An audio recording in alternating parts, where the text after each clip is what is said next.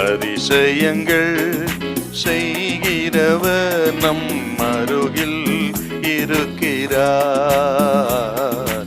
அற்புதங்கள் செய்கிறவர் என்றும் நமக்குள் வசிக்கிறார். எபேசியர் 2ஆம் அதிகாரம் 20-22 வரலாம். அப்போஸ்தலர் தீர்க்கதரிசிகள் என்பவருடைய அஸ்திபாரத்தின் மேல் கட்டப்பட்டவர்களுமாய் இருக்கிறீர்கள். அதற்கு இயேசு கிறிஸ்துதாமே மூலைக்கல்லாய் இருக்கிறார். அது இயேசு கிறிஸ்துதாமே மூலைக்கல்லாய் இருக்கிறார். அவர் மேல் மாளிகை முழுவதும் இசைவாய் இணைக்கப்பட்டு கர்த்தருக்குள் பரிசுத்த ஆலயமாக எழும்புகிறது. அவர் மேல் நீங்களும் ஆவியினாலே தேவனுடைய வாசஸ்தலமாக கூட்டி கட்டப்பட்டு வருகிறீர்கள். அவர் ஜீவனுள்ள கல், நீங்களும் நானும் மரித்து போன கல்லாயிருந்த நம்மை ஜீவனுள்ள கல்லாக நம்ம மாற்றியிருக்கிறார். அந்த கற்களை கொண்டு ஆவிக்குரிய மாளிகையாக சபையாக அவர் கட்டி வருகிறார்.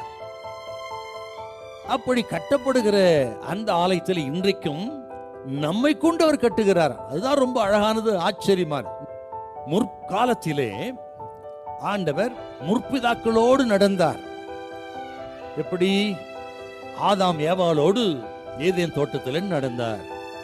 அப்புறம் ஆதியாகமம் 5ஆம் அதிகாரம் 24 படி ஏனோக்கோடு நடந்தார்.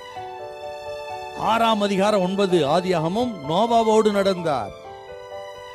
ஆதியாகமம் 17:1 ஆபிரகாமோடு நடந்தார்.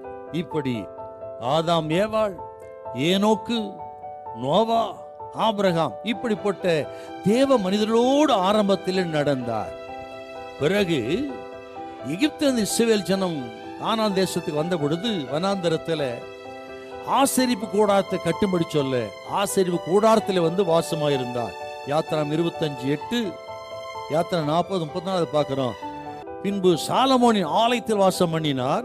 1 ராஜாக்கள் 8:10-11. இஸ்ரவேல் ஜனம் பாவம் செய்த பொழுது அவர் ஆலயத்தை விட்டே வெளியேறினார். பிறகு இயேசுவே இந்த உலகத்துக்கு வந்தார். அந்த சரீரத்தில் தேவன் வாசமா இருந்தார்.